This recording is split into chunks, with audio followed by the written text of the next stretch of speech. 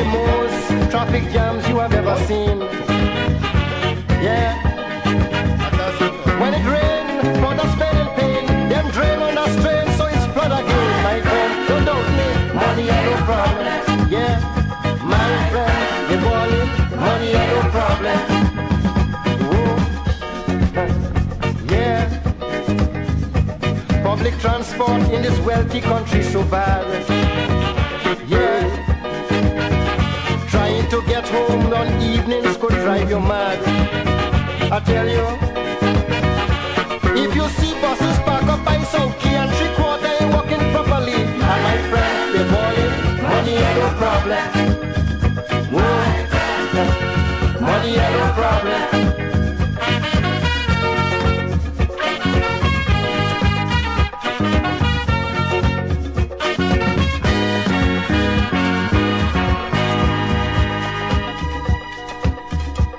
Millions of dollars going down the drain. I tell you, the airline in a mess and they buying white body plane. Dagaduga. People saying that this country bright, so much money and still nothing right. My friend, money ain't no problem. Money ain't no problem. Yeah, I tell you. The Archbishop say people in Trinidad to pray. That is why we catching so much hell today. I tell you, people come in the church regularly, but they conscious only of money. Money ain't no problem. Well, tell me, what's the problem?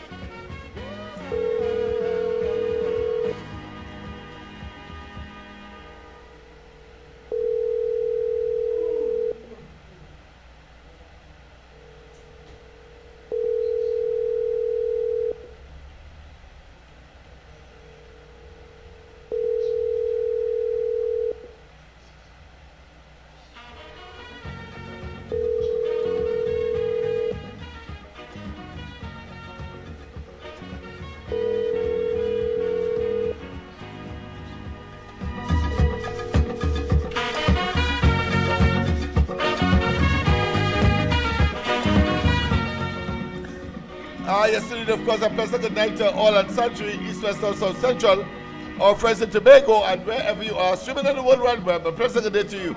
Yes, I was trying to make a call at the commencement of the program. In fact, I was trying to get, of course, one of the ministers. I'm not going to mention any name unless they answer, because I don't want it to be said that now they have, of course, got into office, they get rich and switch. I know that is the common refrain by, of course, impatient people. But I want to assure you on this program and elsewhere in Lennox Smith, and of course many of those who understand the system will of course appreciate the fact that circumstances have changed, and therefore while of course availability might have been of course common when they were in opposition, or put another way, when they would have been of course canvassing or campaigning for the position that they now hold. Remember, the position, it has a tremendous amount of course, responsibility, but of course, all kinds of persons will be vying for attention, and therefore we must understand that, and these people are what? Are only human. So, I am not going to, of course, be naive or stupid to, of course, disclose something that I know I myself may be subjected to, because there are some people right now who are trying to, of course, to get to me, and for one reason or another I may not be able to respond, and of course they may want to say all kinds of things, you're ignoring them, etc. But I want to tell you that is misplaced. They have to put themselves, of course, in those persons' position and understand that they are only human, and there's so much they could tolerate, and there's so much hours in a day. And of course, a working day I'm talking about. So if I'm calling now and they fail to answer, it's obvious because they want a rest, and they want, of course, to turn off maybe their phone so that they could, of course, concentrate on the mammoth task that would have been given to them in order, of course, to address this specific area of responsibility they would have been given in the interest of the nation. So let us not be too coy or too impatient, right? But in the meantime, of course, money is the problem, and I think, of course, nobody could say it in a more exponent way, in a more simple, but of course, let's say, deserving way, than, of course, the late Ras Shorty I. Nobody doesn't have a Ras, or the ending of his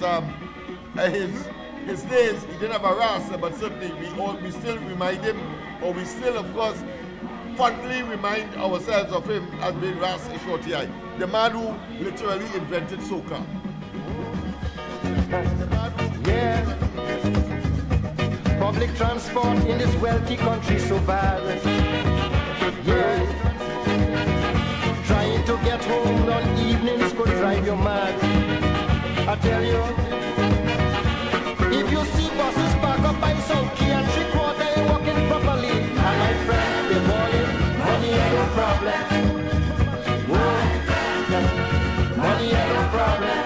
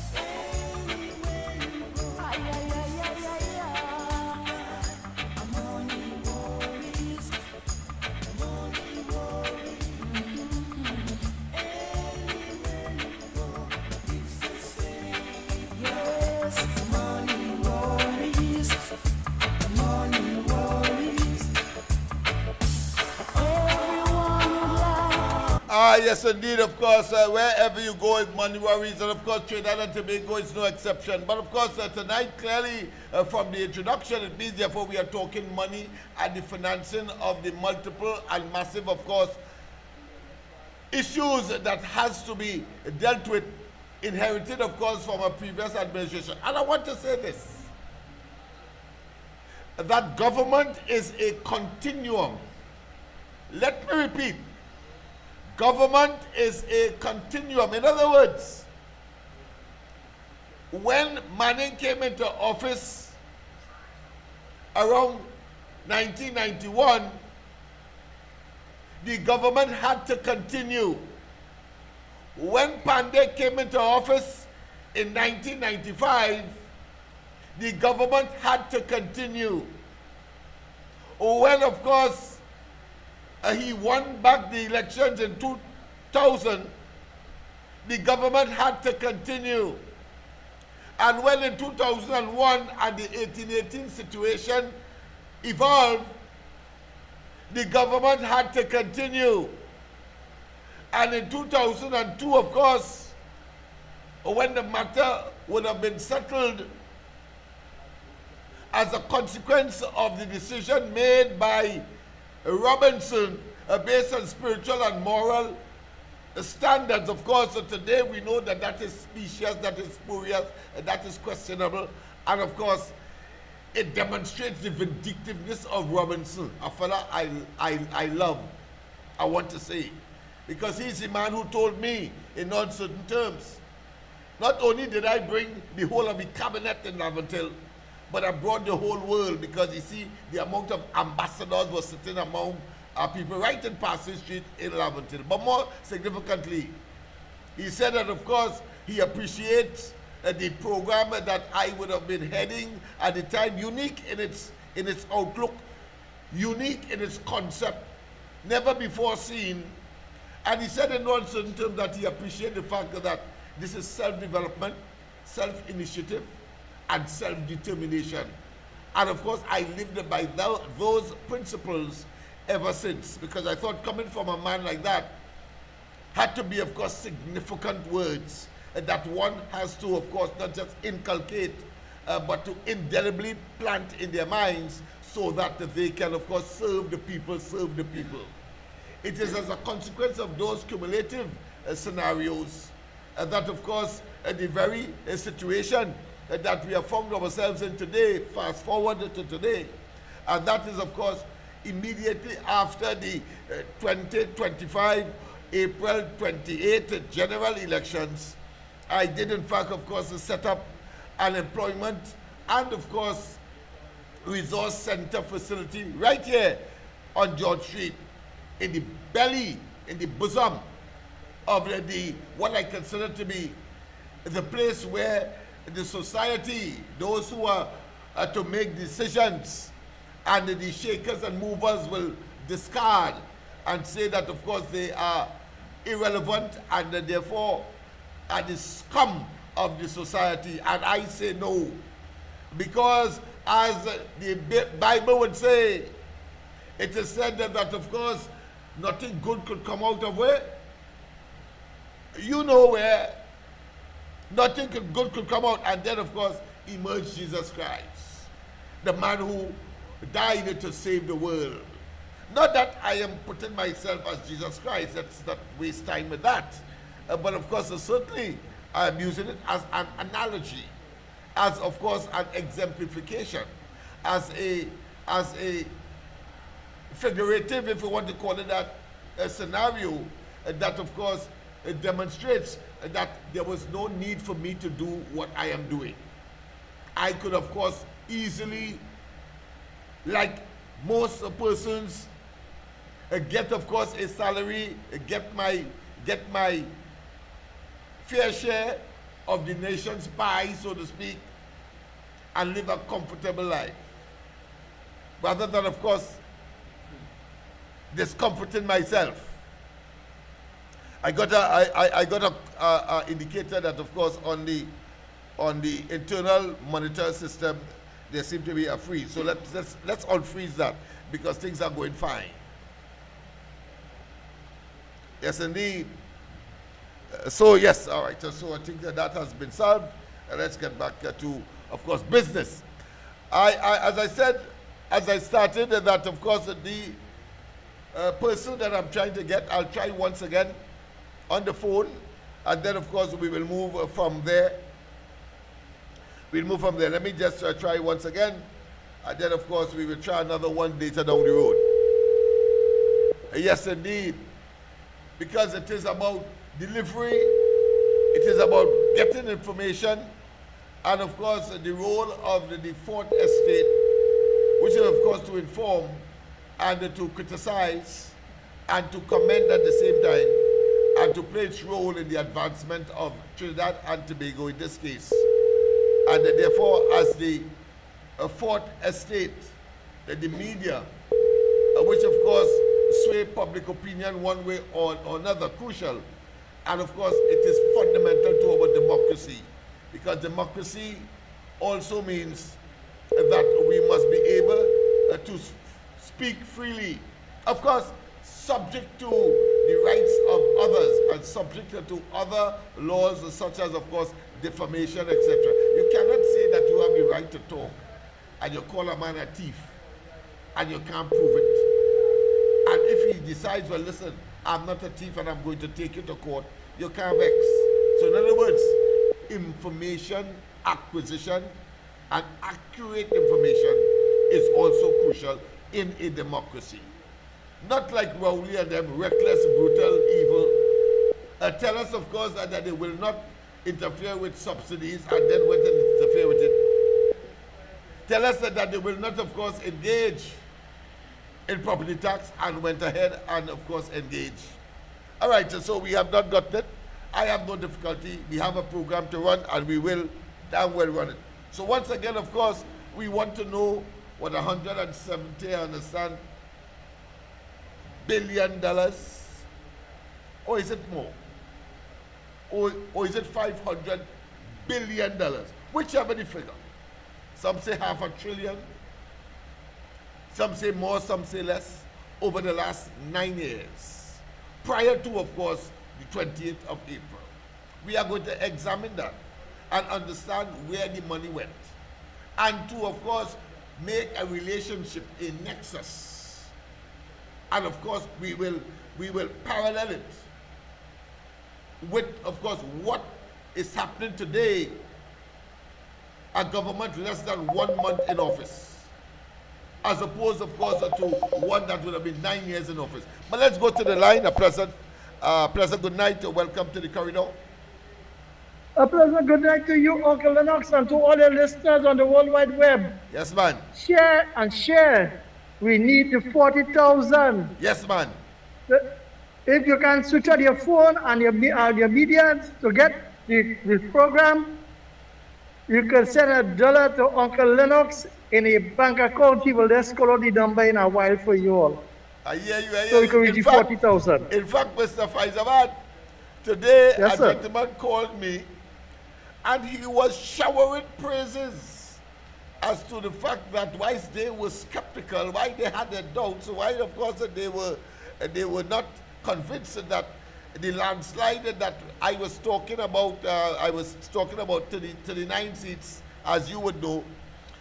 He said, but he and his family, they are elated. They have nothing but praises for people like myself, Andy, Mikey, etc. And when he finished the talk and so on and criticized, of course, the present opposition, let me repeat, the present opposition, Penny and others, he wanted to hang up. And I said, no, you can't hang up. I still have bills to pay after the elections. And one would have expected that all that talk that you're giving me, that I expect that you would talk to, not only push your own hand in your pocket, but of course the people you talk to, your brothers, your sisters, and so on, who in Canada, or who are not in Canada, and who are here in San Juan, and so on. So I'll let you know where the geographic locations are. Please tell them that we still have repercussions from the elections, and these things are coming out of our own pocket and creativity, and therefore, of course, we need some assistance. And of course, he was, of course, I suppose, I don't think stunned, but of course, he said in all terms, he will do his best to talk to his Canadian counterparts as well as the local ones, in order, of course, to provide us with some resources to cover the debts that are still outstanding. I just thought I would say that to you, so that to tell you that you are on the right path. Let them put their mouth put their money where their mouth is, and or their appreciation. Go ahead, my friend. So, Uncle Lennox, now, I will appreciate that everybody, that's $1. We ask for much. Tell a friend, and we reach 200,000, but we're looking for the 40,000 viewers. Yes. So we can get something coming in from YouTube. So, Uncle Lennox, when time to ask for a financial conversation, plenty people just disappear and stay numb, because it comes like when the class teacher passes a raffle around. Because some of us just like to take a chance, but some will want to take a chance, but they always have the eye on the prize. But you understand what I said? So they want the prize, but they're only thinking how to do this to get the name on. You have to stand a chance. Because before the 28th, you were talking about August last year, God Spare Life. India was talking about local government reform. Yes. and that he was banding about his mouth that the consolidation fund, and it was, if my memory serves me right, I will check the Hansard, because he said that this money and property tax will not be coming to the statutory fund, and the government will have no say over it. It will go directly to the regional corporation. Yeah, a special fund, at least at minimum a special fund, and that is clear. It is distinct from the consolidated fund. But go ahead, because there's a different talk today by Imbert and others. Go ahead. Yeah, no, I listen to you. We expanded on this. I want this topic to take forefront. Yes. Because India himself said that the money where it shortfall, because he drew a reference that Talparo is a wide area, but in geographic location, but small in population. That West Central Chaguanas is populated, but yet still small in geographic boundaries, so that they will capture more than others. So he will put it with others to be that the shortfall will meet by the government of the consolidated fund, then pay them. But I hear him say that the money going to the consolidated fund. So I want to ask Club in there, as a concerned citizen, because that's the word that is used now in Bali's House. Where the hell the money of $700 billion, where did you spend it and how did you spend it?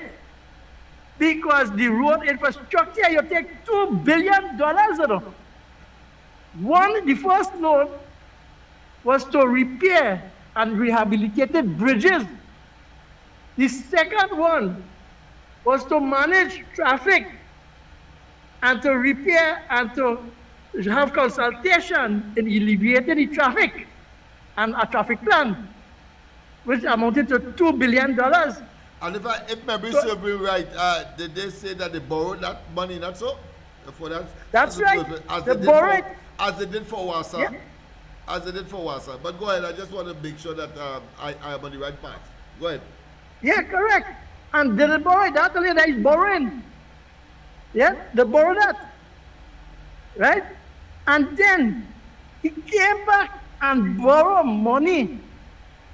Right? When the CAF, which is supposed to be the chairman, the head of CAF now, that why he come back for the next 5 years, thinking they want to win the election.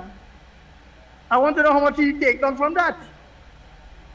So as a concerned citizen again, MBA, I asking you, because you say that the revenue shortfall that you sell the NIB and the First Citizen stock and part of Cligo asset at the Mid-Center Mall.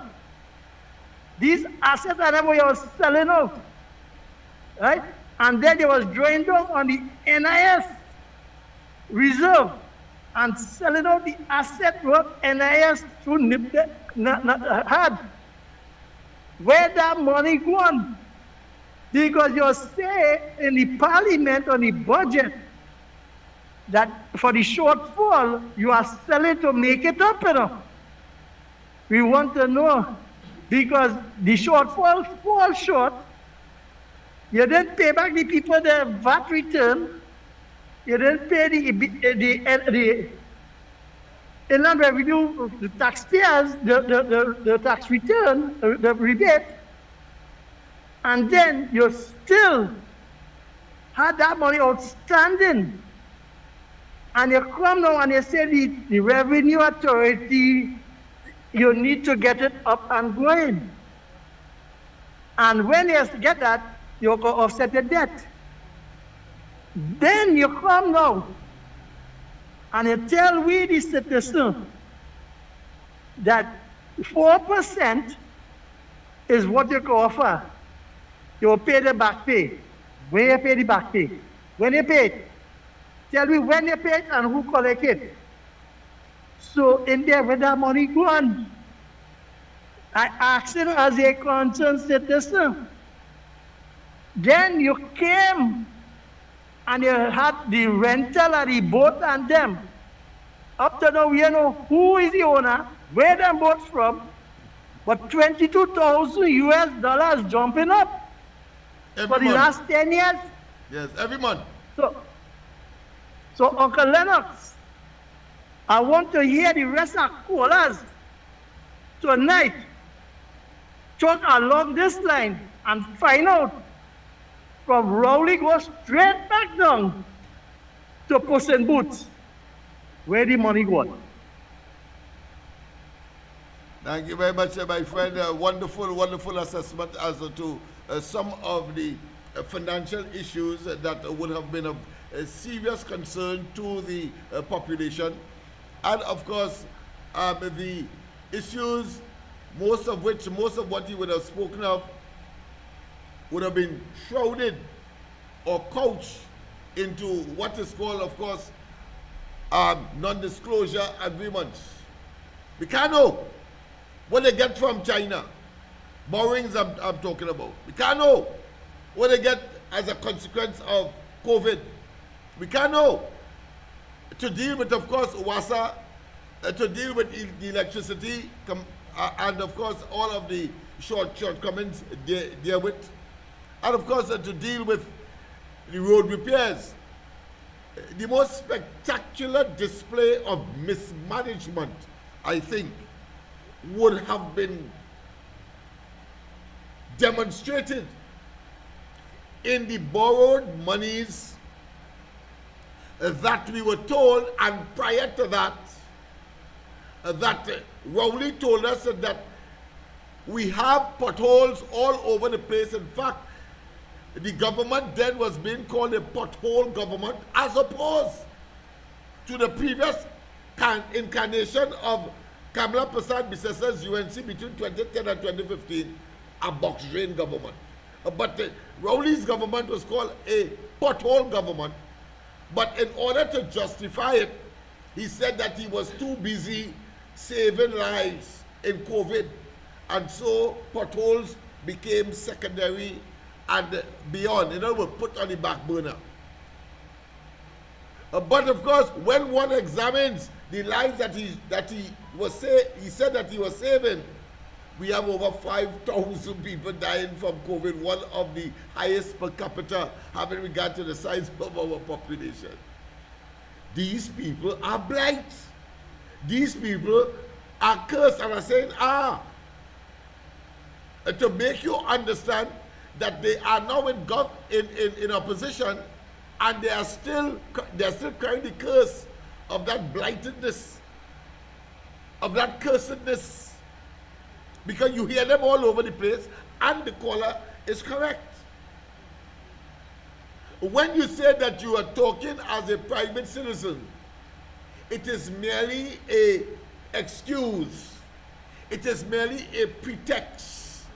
When Stuart Young talk right now, when Imsbert talk right now, when, of course, Al-Rarif sees it fit to talk right now, when, of course, Avery Brown talks right now, all of them are saying that because they do not want the authority of Penelope Beckles, who is not only the established for all legal intents and purpose, the leader of opposition, and to be leader of the party, but yet still they all going helter-skelter, higgledy-piggledy, willy-nilly, and calling press conferences saying that they are talking as citizens. What does that tell you? It says categorically and pollucedly and conspicuously that they do not respect Penelope Beckles. And I want you to understand, and just in case you want to generate the acid test, just in case you want to, of course, put it in a laboratory and test it, whether it be controlled or uncontrolled, the fact of the matter is, if it was Rowley at the helm, do you think these people would have been going helter-skelter all over the place calling press conferences? I want you to use your conscience. Whether you are a sycophant, whether you are rank and file, whether you are an apologist, or whether you simply is a casual observer. If Rowley was at the helm, you think any one of them in Bird, Avery Brown, yes, of course, Alwari, George Young, any one of them would have bypassed Rowley and come and talk? So we can safely conclude that the PNM is in a shambolic or chaotic state of affairs. We can conclude that the so-called stability of this this 76-year-old political party is the stability that they speak of is a facade, is a sham, is an illusion. But all of them will coalesce when the time is right to get into government to do us evil. And we have done that over and over with cyclical precision. And now, as in every human circumstance, when you do something over and over, not only does the doer believe that they can do it again and again, one, and two, if you do it over and over and it has a negative outcome rather than a positive one, they continue so to do, and I surmise, I submit that the PNM has been doing us evil over and over and over. And don't say that I am not in a position to say that as a citizen of this country, because I can prove to you, and that is where the big difference is with the corridor transformation, the ground report, and elsewhere. I can prove to you that what I am saying has validity. In other words, its veracity cannot be questioned. The truth of it cannot be questioned. In other words, because whilst, of course,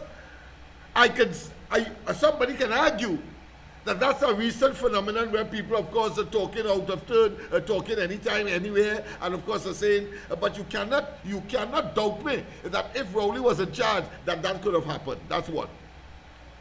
But to be much more deep and much more irrefutable, I can also say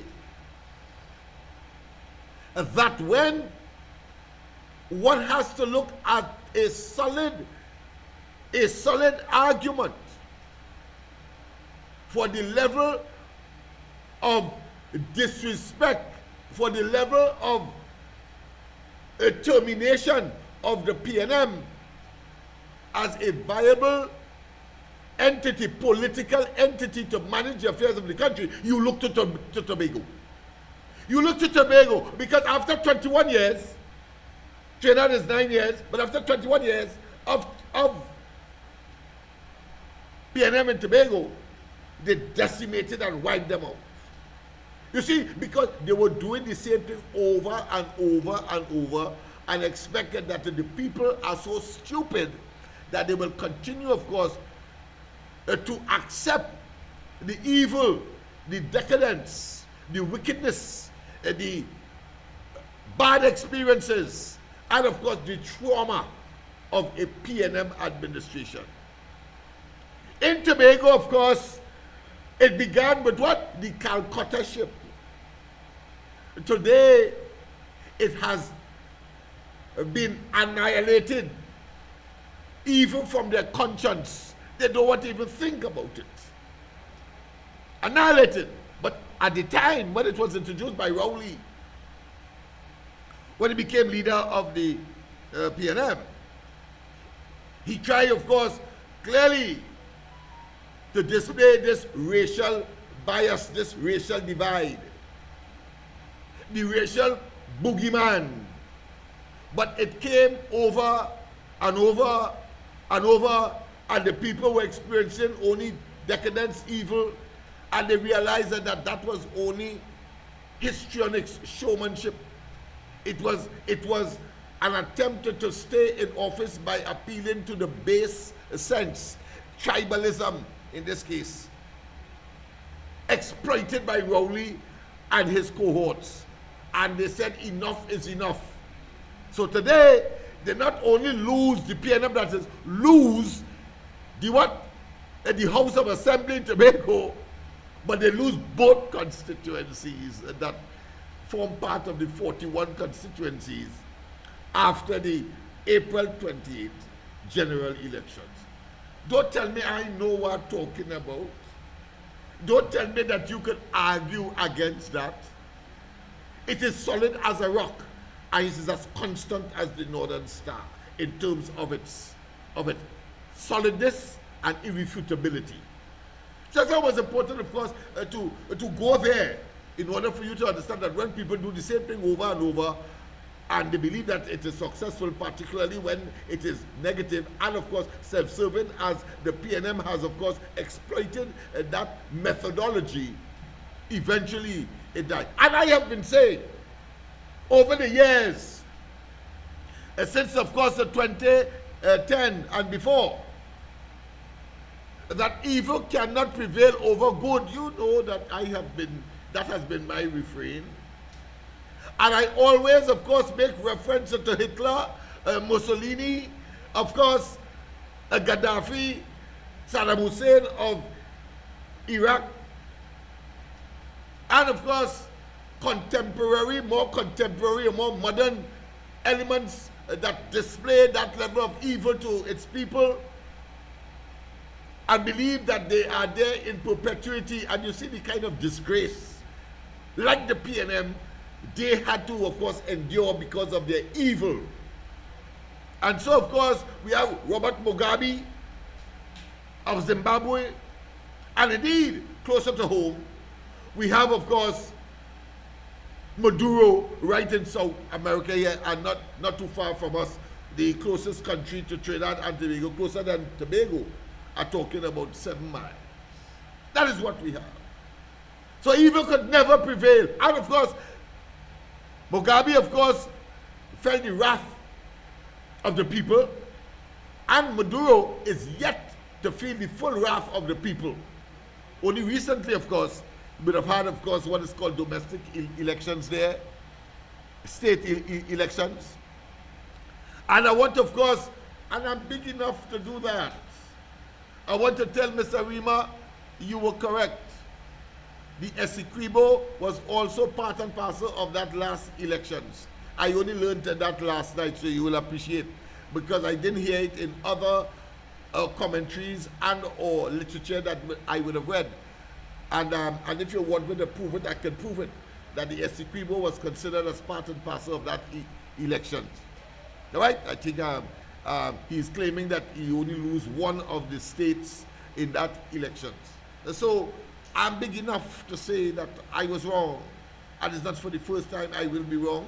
And of course, no human being, I want to say, is the repository of all information that is accurate because of the circumstance and other factors. I remember very distinctly when I was in school, I was hearing that William is the third brightest man in the world. Let me repeat.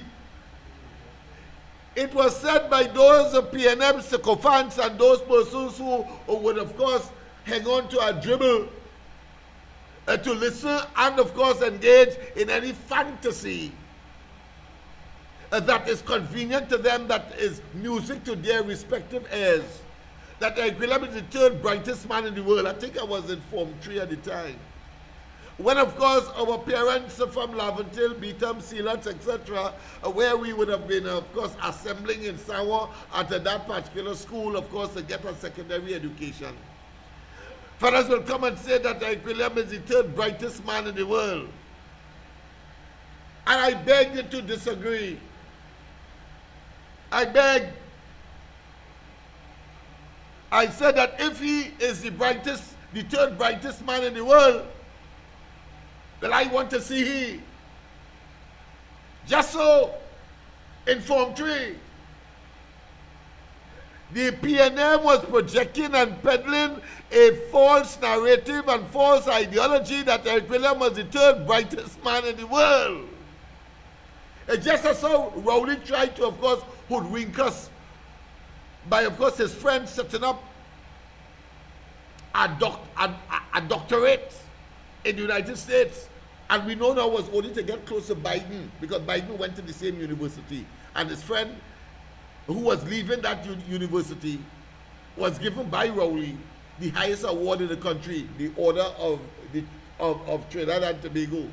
So we get to find out that afterwards, and we realize there is an orchestration, of course, because, of course, Rowley was a persona non grata. Nobody was taking him on the United States upper echelons. And when, of course, they orchestrated that, Biden say at that function, because he too got an honorary doctorate, he then said, well, listen, I need to talk with you. And that is how Rowley was able to gain access, but always for some selfish, sinister reason, not in the interest of Trinidad and Tobago, but himself. And of course, it turned out to be an exercise, as we know, in futility, because we got no real benefit, as we have seen recently when, of course, as the new administration came in, they take back, of course, that license that we got to, of course, explore the gas field in the Dragon and the other field that was part and parcel of that exercise. The point I am making is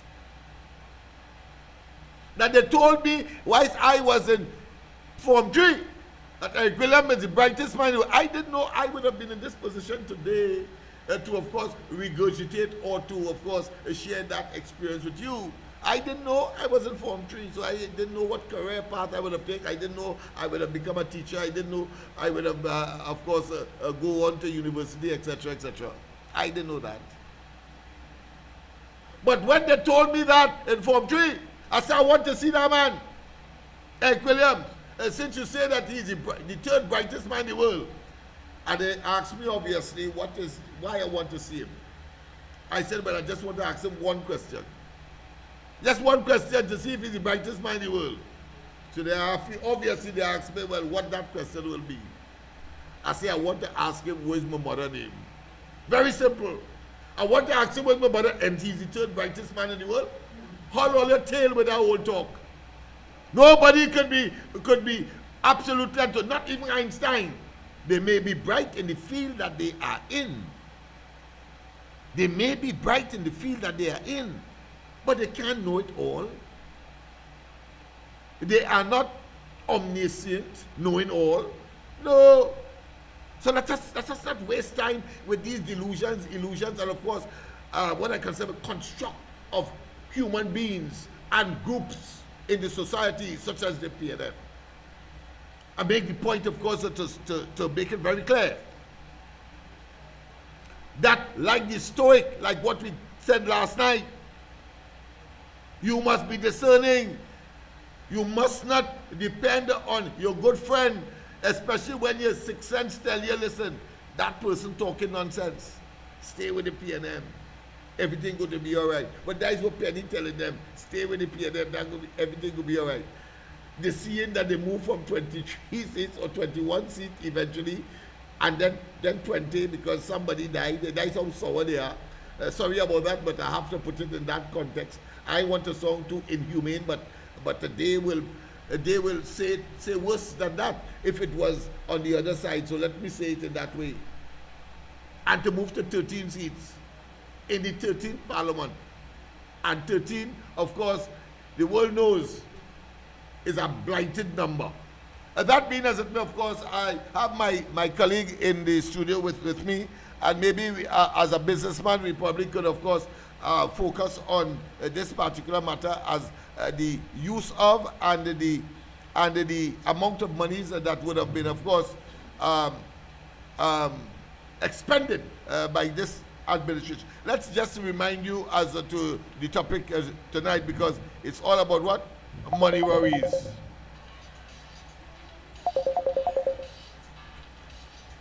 All right, okay, but we have to go to the line before. You have to go to the line before he takes his, Hello, good night. his first. Good night, a pleasant good night. Welcome to the corridor. Good night. Welcome to the corridor. Hello. Go ahead. Kevin, want to talk to you. Sorry, come back. Pleasant good night. Yes, you are on the corridor transformation. Pleasant good night.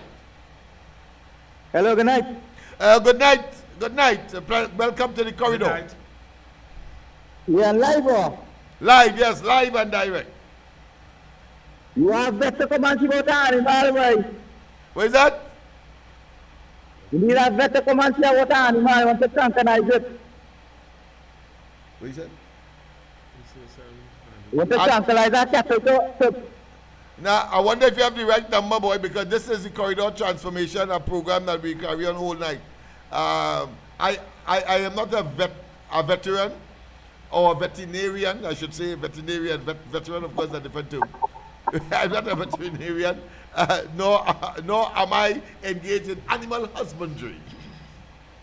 Yeah, we have to follow the government better against you, nothing, boy.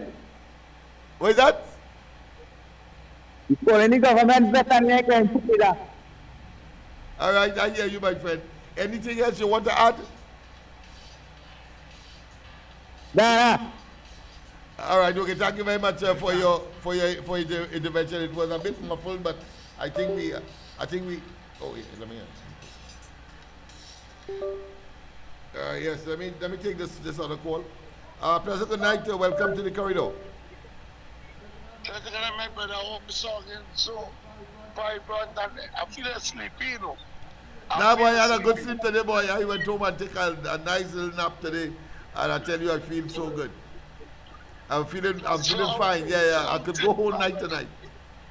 I have some work to do, so I'll be on it right through after this program. But go ahead. So, the people have Lavantil for Lavantil. So the East Port of Spain, what good news you have for them? Because you is a private man in Port of Spain. So I want to know that because you win, you know, my brother win. So you tell us live on your station that's what you did. All right, I hear you, my friend. Well, you know, with everything else, time is a factor. You have, of course, other circumstances depending on the physical scene, material, and so on. But of course, time is always a factor in every human situation in the world, in non-human situations as well. So I think in quick time, I say give it about a month. We give it a month in the government, but I say the end of next month, the things should start beginning to shape up and flow in a way that, of course, all of us will be very, very, very elated about. But I just love about you that you're the most lovable person for the Spain. Yeah, when you see it, go run for Lavantil East, and I think you'll run the Lavantil East run for. Yeah. My brother, and Lavantil East until you run for. Well, Lavantil is what? And you run for Lavantil East. My brother. All right, yeah, of course. Well, the Lavantil East candidate did better than everybody else. I can tell you that. Philip Alexander, of course, a Senate, who again would have been in the west of Lavantil West. So I asking you, Mr. Lennox, Yeah. you know, stand up with a thing right now, everybody that love you. You all are Port of Spain love you. You all are East Port of Spain love you. So I ask you, Mr. Lennox, what you willing to give the people of the East Port of Spain? That's very simple, man. Apart from myself, of course, we have already set up the employment the Employment and Resource Center, and you know that that is focused on a number of things. We have already met, of course, the Minister of Labour, and we have, of course, I'm hoping that we sign a memorandum of understanding for the first time between, of course, a private entity, a community entity, and that of the ministry. Of course, the Prime Minister has already, of course, asked me what I would want, what role I would want to play in the government. Well, I have. She gave me a mandate over the weekend. I delivered it around 12 o'clock on Sunday night. About 12:30, she was already sending it back to me. I'm always amazed by, of course, that level of productivity. Let me put it that way, and commitment to the nation. So, and of course, she said that she received it. There's some other pieces of information that I will be sending to her tonight, to, of course,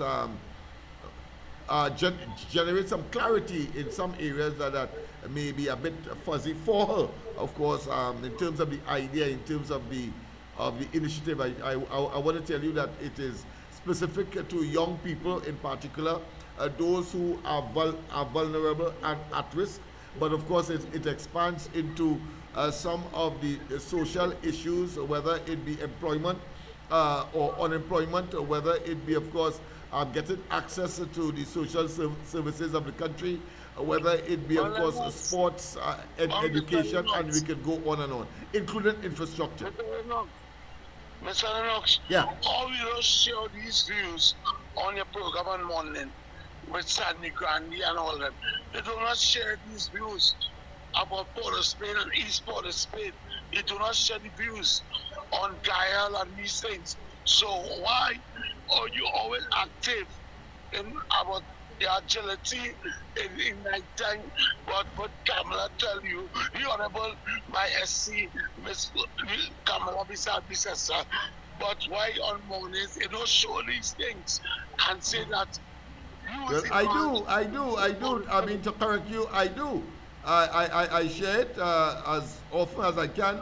A Monday's program, for example, that was my initial, of course, presentation to the population, just as this one, of course, and to the locals as well as the regional as well as international. So I do, of course, I would use my discretion as to when, if I have a particular issue that I need to share, you would appreciate that it is within my domain and discretion to, of course, share. But it is wrong to say that I don't. I did in fact do that on Monday morning. When maybe if you are a listener, you probably wasn't listening at that time. That you're not expressing yourself as a leader of East Port of Spain, because you've always feel that you're not led to East Port of Spain, right? Remember they always said, Lennox, you love these people, they will kill you, they will dead. Now, after 10 years and 15 years or 30,000 years, you bring UNC into Port of Spain. You bring a whole network of employment, food, and cards, and social welfare. So how you maintain that in one single month, as my Honorable Kamala did win the election. So you have to tell people these things. You have to be joyous and feel fruitful. Thank you very much, of course, for the advice. What I glean from what you're saying is that I should intensify and be much more what I consider to be regular in terms of my perspective. And I'm going to tell you this. Somebody told me something last night after the program that I was very honored to be put in that category. He said that I remind him, of course, of Daga, and I thought that was an honor to be, of course, be put in the category of Makandel Daga. I thought that was significant. So, well said. Yeah. Well said, but Lennox, but tell you something. You roll teeth and tooth for this happening, this spiritual leadership for East Port of Spain. And let me tell you something, Lennox. When I see you, you look rich. You look like you win $1 million, but you ain't have no money. But why I ask you, right? They take away the mic from you on the Saturday. They really want you to speak about policy much. Mr. Lennox, have a great night. Thank you for representing East Port of Spain, Nelson, George Street, Southern Port of Spain. Lennox, the love is upon you. Be blessed, be strong, and be great. Have a great night. Thank you very much. Thank you very much. And you know, my friend, only tonight, just before I came back from, of course, having a good nap, a good rest, somebody was making the point that that level of dedication was unnecessary. That a fellow like me could have just, like most people, have their skills, do not care about anybody else, see about your family, your immediate family, and that's it. But this, of course, requires not just an extended family perspective, but also incorporating persons who may not want to be part of the family, and therefore they are so delinquent that you still have to interact with them in order, of course, to make them see the light. And I thought that was so wonderful. But you make your initial, of course, contribution. Well, good night to my leader, Lennox Smith from Love, and my particular leader, Ms. Kamala Prasad, and she members in the party who, good night to everybody, and to the World Wide Web, good night to everybody. Now, you just said something there, Mr. Lennox. A man, after the thing, he say, you could play say dagger. Boy, that man, I know you better than dagger, boy. You's a boss in your field. The dedication you putting out to help out people. No man in leaving and not getting proper pay and doing this for people throughout Trinidad and Tobago. East West Corridor, not Trinidad and Tobago. So I believe you're a boss in your field and your dedication is highly honored by me. Alright, so let me take this quarter before No, go ahead. I am making a call in the meeting. Now I appreciate what you're doing for the people. You understand? You're talking something just about finance. I personally go through a finance with my business.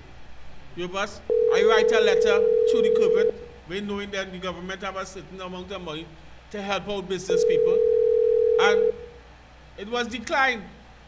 Up to now, my business going through financially difficulty. You understand me? Concerning that scene, I bring to lost my business. I bring right now to lost my business. And I want to write the same letter to the finance minister to see what he can do, because at the end of the day, I campaign with this government with my heart and my soul. And my love, everything I do under love for UNC and love. And no, I get disappointed from this regime because now I didn't say I go in the UNC. A flag in front of my building right now, it ain't coming down. My business place, a flag flying there right now. Everybody is saying XYZ. A day. You understand? You know why? Because I was to prove a point, UNC going and win the selection. I get blank from this PNM government, this wicked regime, from the finance minister who was to control this piece of money to help out business people. I don't know if it's a black thing or as a black man starting a business with his family. I don't know, that maybe they're trying for me not to make it, or I must forward the other wayside. Right now I hold it owing my landlord. My landlord for owing my landlord right now. My landlord just behind with me. You understand me? Behind with me right now. Because financially, this regime of PNM people fight me down. Only don't know why I'm going through. You understand? my sacrifice leaving my business, coming out here, campaigning with love, campaigning with POP, campaigning with UNC, going all about. You know why? For this same problem is one of it. This same problem here is one of it, because when I get shot, me, I know where to go, you know. I living in my business. I have 4 children and a wife. And I have nowhere to go because here I don't know what to do with the money, where the money gone. Up to now, me know where the money gone. But I have something here to send with the finance minister to try all over again. I don't know how soon he will see me. How soon he will see me, because at the end of the day, if I have money located for this kind of problem, and I want to know, as a UNC, I want to know then where I will stand. Hello? Hello, good night. Hello, good night. I thought I should communicate with you. Welcome, of course, saying that you are live on the Corridor Transformation, a nightly program that deals with, of course, attempts to highlight and to, of course, educate and inform people on the East-West Corridor. Is this Ms. Cathy, right? Ms. Cathy? Yes, it is. The manager of the candidate for Laventille East movement, of course, the Love candidate, even though, of course, yes, it is. yes, they went. All right, so I just wanted to find out from you tonight, as I've been doing with Nigel, I've done it, of course, with Ms. Denise as well and other people, as to, let me just tell this person to hold on. Caller, just hold on. I'm with another person on the main system. All right. So, tell us why was the candidate, Mr. Robert Mitchell, so more successful than the other candidates along the northwestern peninsula? Talking about from Laventille East movement, Laventille West, of course, Port of Spain South, and the Diego Martins, etc. As far as the opposition then was concerned, what would have been what were the causes of that? Some 3,000 votes versus, of course, 5,000. That to me is somewhat of a record. That do happen in the Laventilles.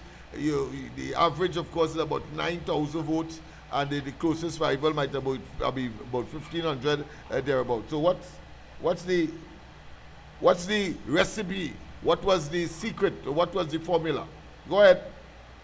Well, I think that Mr. Robert Mitchell is a man with a heart for the people. Not saying that the other candidates do not have a heart for the people, but in Laventille East, for the past 9.5 years, they were under serious depression under the PNM. All right. No success was made directly to the people. And when we went into Laventille East and we saw so much of heartache, so much of youth that is unemployed, so much of single mothers that is in need, so much of lives and the things that need were not heard.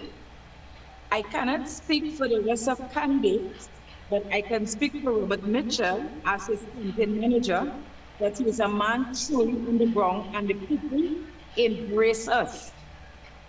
Very much so, that they were in tears, some of them, to see the condition that they are living in and to know proper aid or success came to them.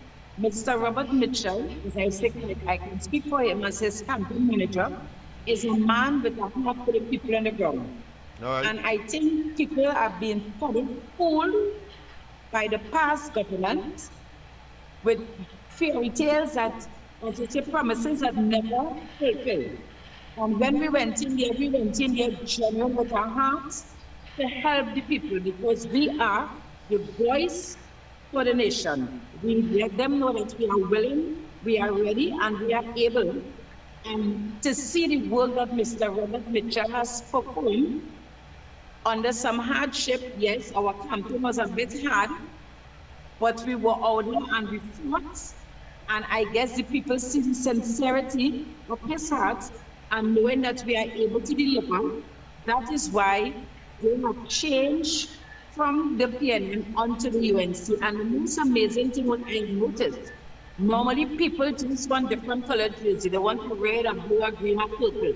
But when we saw them after Mr. Robert Mitchell has spoke to the community and the people, and they wanted flyers, and they wanted banners to hang in front of their doors, on the windows, on the walls, on the shop, I said, oh my God, this is the time for we to stand up and really fight, and the people has embraced us, and we have done the same.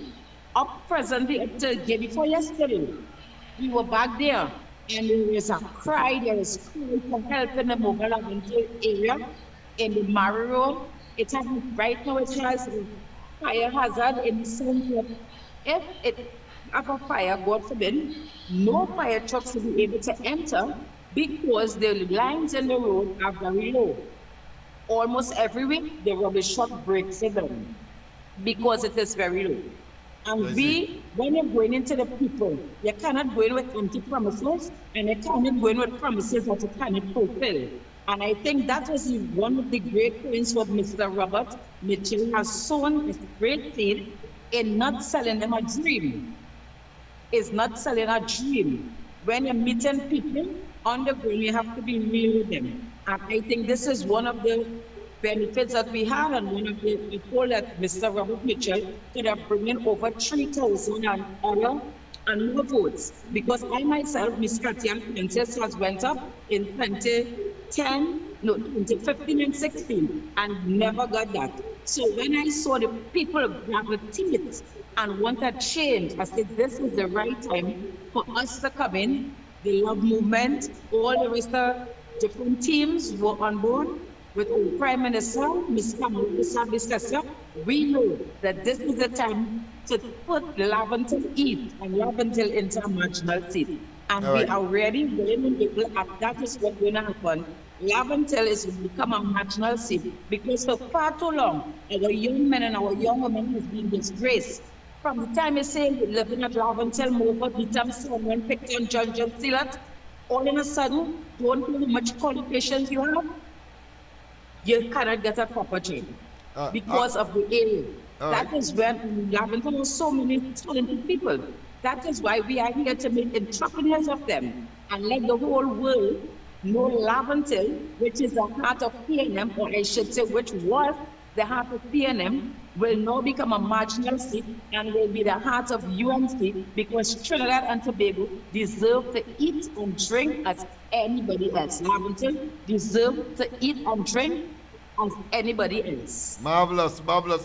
If you have to, before we get to the other aspect, the more positive aspect, but I want to dismiss the negative part. What would have been at least two, if you can have more fine, of the negatives that you would have prohibited you from probably doing better than what you did. And I mean, and it is a stretch of the imagination to do better than that, having regard, of course, to the track record over the years of the opposition in, of course, Laventille, East, Movan, and indeed any one of the Laventilles.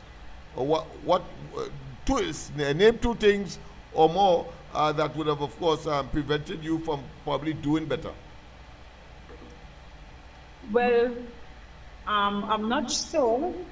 First, what we had complaints about, number one, and all over Trinidad, people wanted more jerseys.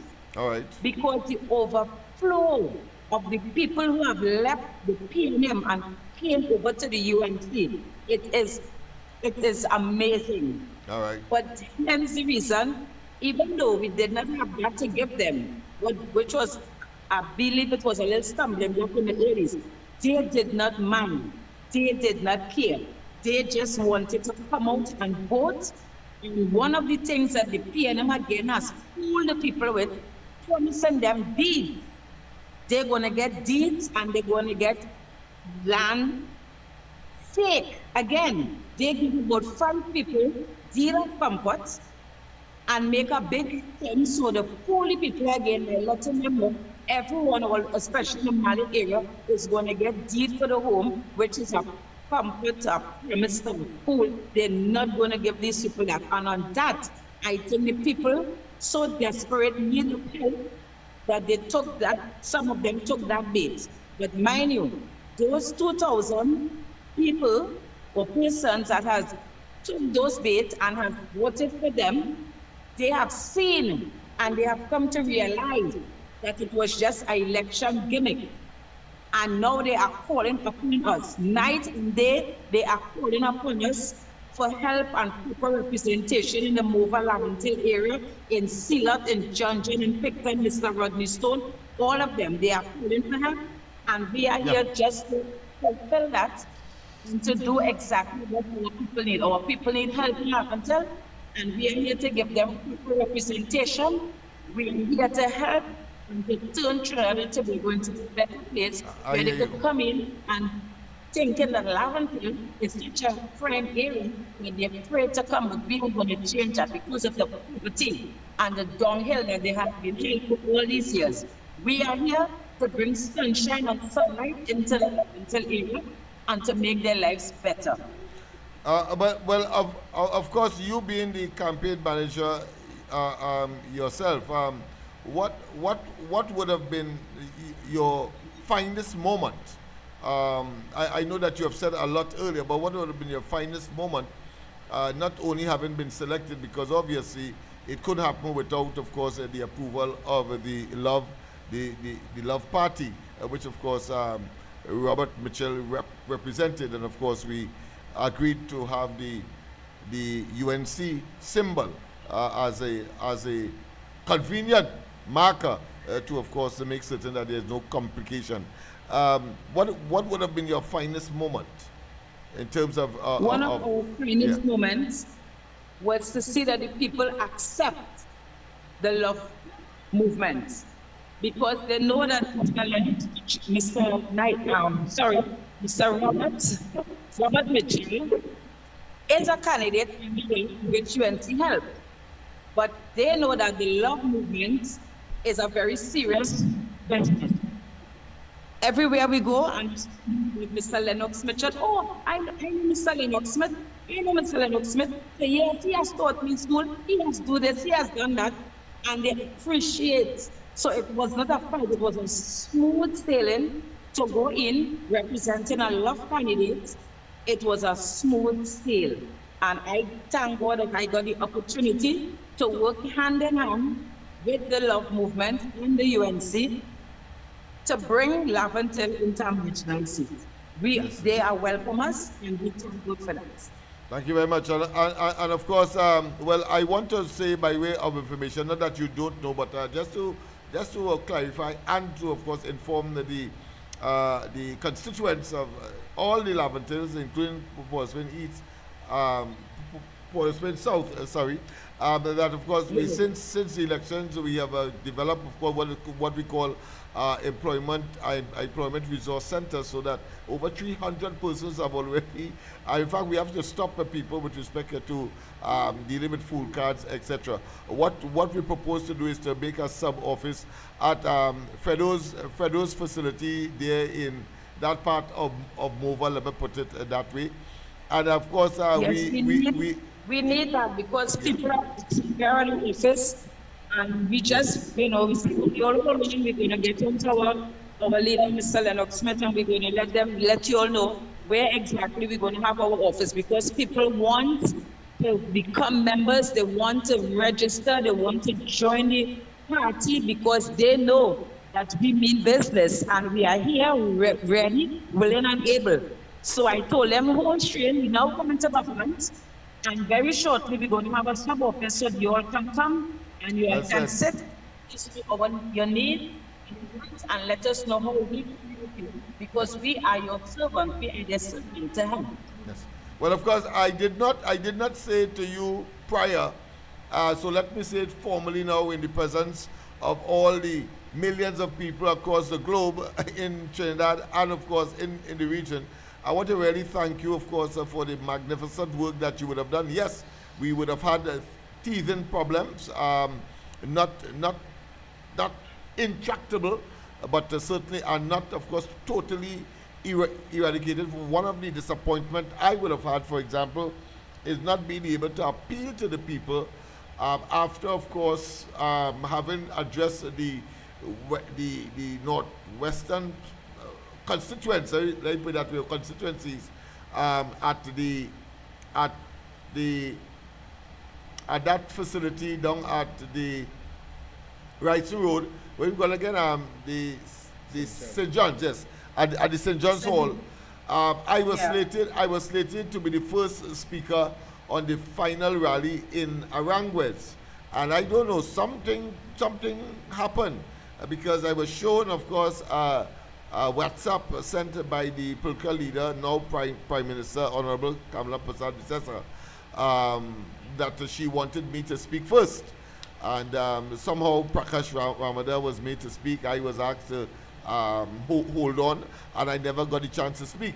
And one of the things I was going to do was to appeal to the people of Laventille in particular to, of course, give us a chance. And I think that was an occasion, a huge occasion, which, of course, we missed. And I keep saying that there might have been even better result. I mean, and most people would say you can't get it better than what transpired, but I'm saying there could have been a better result if, of course, I would have gotten the opportunity. The opportunity, yes, because it would have been great because so many people came out, thousands of people came out from the Laventille East, West.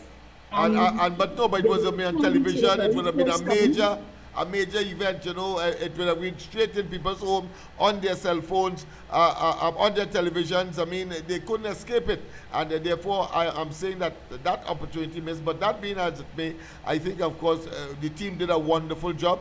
I must say that I had planned to, of course, in the last 3 or 4 days of the campaign to be in the camp itself, but I had my task here in let's say the central area, where, of course, I every night, every minute, of course, creating, of course, videos, etc., of the candidate, showing them walking, and all I asked was to provide. I want to thank you, of course, for assisting me in, of course, getting the information to myself so that we could put it to our team in studio in order, of course, to be met as we are doing tonight, and you being, of course, part and parcel of that process.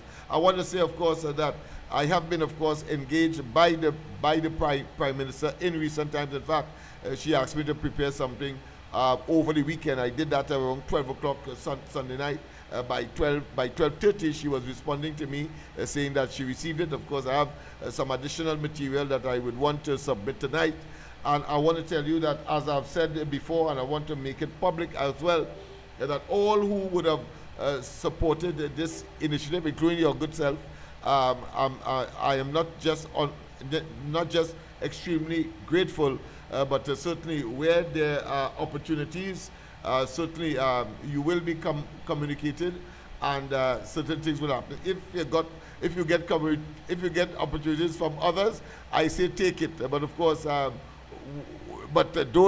don't say that opportunities are enough. So if you're getting 5 opportunities, 6 opportunities, 100 opportunities, take them, because of course this is the time that we would have worked for, in terms of course making certain that not only victory is achieved, but in the way that it has. I think, of course, people like yourself must be commended and splendid. Is there any parting words that you would like to, of course, share with the national, regional, and international community at this time? Well, I would like to personally say thank you to all who came out and support and make a change to see Trinidad to be a better place for everyone to live in harmony and love, as it said, bring back the old time days. I am so joyful and glad in my heart to see that the things that we are about to accomplish for our nation, and we ask the people to have faith. Put God first, and once you put God first, we know that God has given us great leaders, such as yourself and others who are foreign, great leaders, to lead and to bring Trinidad and Tobago to the place that we wanted. It will not happen overnight. We will have to take time because it's over 9.5 years our country has been sinking. So to bring it back now, it will take us time. But we will do it. We are willing, able, and ready. I thank the whole nation and I thank the world at large who even encourage people to come out and vote for better change. I thank you. Yes, man. Thank you very much, of course, for gracing us with your presence. I see people giving you a round of applause in studio. All right. Yes, and that was, of course, the campaign manager, director for Robert Mitchell, who, of course, did splendid in Lavatil East Mova. In fact, we believe that it was as a result of that very close finish, comparatively speaking, of course, that, of course, Rowley and they went early and call it a day in terms of the acceptance of the defeat. And we suspect, because we have not gotten all of the information as yet, imagine that the election has been gone almost a month now, that they probably believe that they would have lost Lavatil East Mobant, and so was prepared, of course, to maybe engage. That is the theory that we are approaching now. So we are in the realm of course, of speculation, but I think it is logical speculation that they would have called and accept defeat early on election night, because they would have preferred to lose the election than to lose any one of the Lavatil seats, which clearly Lavatil East was tending to be. So we are going to investigate and we are going to find out what really transpired. But that being as it may, let's go to the lines. We have another caller from, I think, Mount Hope. A pleasant good night. Welcome. Yeah, good night, Doctor. Good night, my friend. Good night. Good night. Good night, Trinidad and Tobago. Good night, worldwide. Doctor has always said to me, the thief in the Lavantils and the Port of Spain. That is to me, right? But what I really call it earlier, I don't appreciate how we didn't get to speak in our language, right? And I think Ms. Kamala should look into that. Yeah, I think that triggered some kind of investigation, because the person who came, who of course was representing the honorable leader of the opposition then, and of course the leader of the campaign, now Prime Minister, Mrs. Kamala Prasad Bisesa, they did say that he would convey, because that was annoying, that she would of course deliver an instruction in writing, and those persons who were responsible for carrying on the program did not of course instruct. But of course, out of an abundance of caution, because the argument that they had advanced to me was that I arrived late, and I was very, very disappointed and almost disoriented, if not confused, that how they could make a statement like that, when in fact I was up on the stage already, ready to go. They told me that I'm up first, and then of course asked me to hold back, and then Prakash Ramada went, preceded me, and then of course I ended up not talking at all. But I stayed behind there. First I was angry. I stayed behind there because I knew what I was going to say. I knew what last appeal I had to make to the population, and it would, I'm sure certain it would have made a difference in terms of the additional commendable performance that, of course, at least in Lavatil East, our candidate would have made, having lost the opportunity. So but more importantly, I thought I should communicate that to her, my disappointment, to make certain that nobody could say that I was tardy, because for an occasion like that, to be tardy, to be late, I think, of course, is a cardinal sin. And I didn't want anybody to run away with the notion where it matters that, in fact, I was late. It was impossible for me to be late. If I had to run, walk, and use a box cat in order to reach there on time, I would have, and I was in fact on time.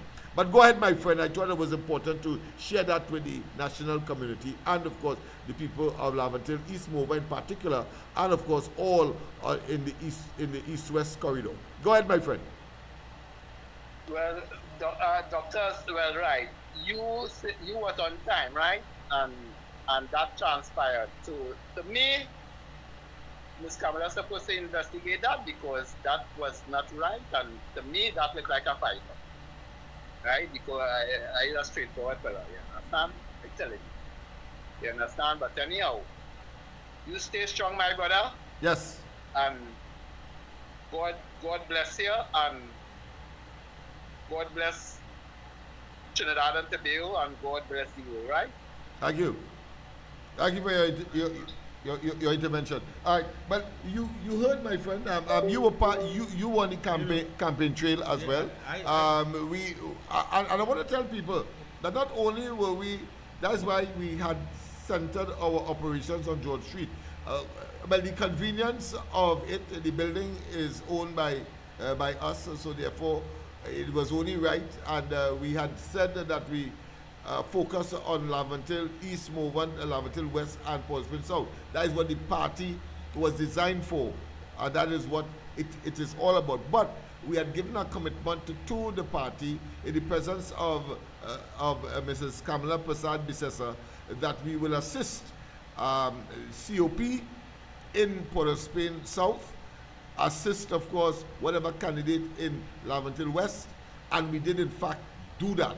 In fact, the initial wetting of their feet, so to speak, of the candidate for COP in Port Spain South was as a result of we inviting them and, of course, preparing the community for their presence, and that's how they came in. The same thing, of course, in Laventille West. We were there first. We did all the groundwork, so to speak, and then, of course, some of the resources we have, like the mic system. We had the first mic system before anybody else. We had a vehicle dedicated. We had, of course, a mic system dedicated. We were ready to go because we were waiting all these years for, of course, the liberation of Laventille, East Port of Spain, and I'm talking here about the geographic part as opposed to the constituency part, which of course is for the purposes of elections and boundaries and for electoral purposes. But we consider East Port of Spain go right back to Malik as part of the geographic part, as part of the same socio-economic and psycho-cultural areas that we have committed ourselves to service, and for which Laventille Outreach for Vertical Enrichment was in fact created as a political entity. All right, let's go straight to the line. President, good night. Welcome to the corridor. Yes, Mr. Lennox Smith. Good night, Mr. Taylor there. Good night. Lennox, I telling you straight up, you know, What? I don't make no fun to say nothing. Them people set you up and they only blanking you. When UNC win, everybody win. Just forget them and I just tell it to move on. We get robbed in Laventille, they rob we, and that is that. It's too much time passed. This thing should have been reported to the Organization of Americas, right? And all who calling from New York to say why I just call here, why you having me calling here, I want them to haul, because I doesn't come and talk shit here. People like you could only say 2-3 words. I could carry on and discuss all kind of thing and educate people. Yes, Lennox. I hear you, my friend. But of course, what you can do, there's no need to let people know. People will know by your deeds, by your works. Do like Jesus Christ. Don't talk too much. I must do like Jesus Christ? Yeah. I can't be Jesus Christ. I can't do like he that hard. Well, he asked you. I just do like Peter. Well, are you a Christian? You remember Peter the fisherman? Yeah. But are you a Christian? Yes, I know my Bible. Yeah, here talking Bible. No. I'm saying that specifically to say that, well, therefore you are Christ-like. All right? I hear you good. Repeat what you I said. say if you are a Christian, you are Christ-like. So therefore, don't say you can't be like, because you are Christ-like once you are Christian. No, I can't be like Christ. I just telling you that I know myself. All right. I could be like Peter. You get me vex, I cuss you up. Peter wasn't easy. All right, okay. So what I'm saying is, yes. This thing with the crime, it gain more dread with them people, you know. I just watch Ian Allen. Yes, ever so often. I just watch it. Yes. Yeah, sometimes I just browse through after to see what I could see. Okay. Anything come up on the page, I will watch the little thing. But Lennox, you see and all that, and you're quiet. I find all on the ground report, all you're quiet and that. Well, prior to that, we have always been what we say we are, and that has not changed. I mean, you may have a perspective. People complaining, and all you just have all your mouth zipped. Right? I want to say this. Concerning them Spanish and them where people complaining about now. Okay. I hear Dotish one will like to call all the program in the morning. And he's saying that is if they commit crime, they do wrong, then they will be deported. I never hear so much shit yet. If somebody come into another person's country without a passport, you don't have a ticket, your passport don't have a visa, you don't have documents, you're in the country legal, you're supposed to deport them. It's a common sense thing. The ones who have the permit or the ID card in order to work in the country, they okay. But the ones who just bailing inside are here and illegal, you have to hold them, put them in a detention center. Good, who they're looking for, some of them commit crime.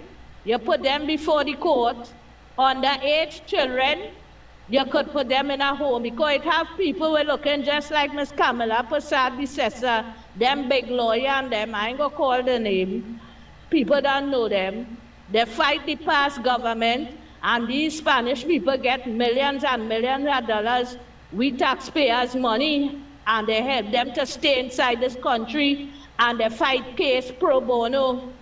You hear? Black people suffering in this country to get work, and everybody who had a talk show, all kind of thing, their mouth sew up. I find the government looking to clean building, scrub down building, paint building, and all kind of thing with building where they want to show that they fix back this and that and the other. And an important thing like the crime, they're talking about gun to get people. I ain't no PNM, I ain't no UNC, I know any government move left. I on the case. I for my country. So nobody can tell me how to talk. You know that long time. Anytime they jam me on how I talk, I would give more blows. Right? They're supposed to look after crime.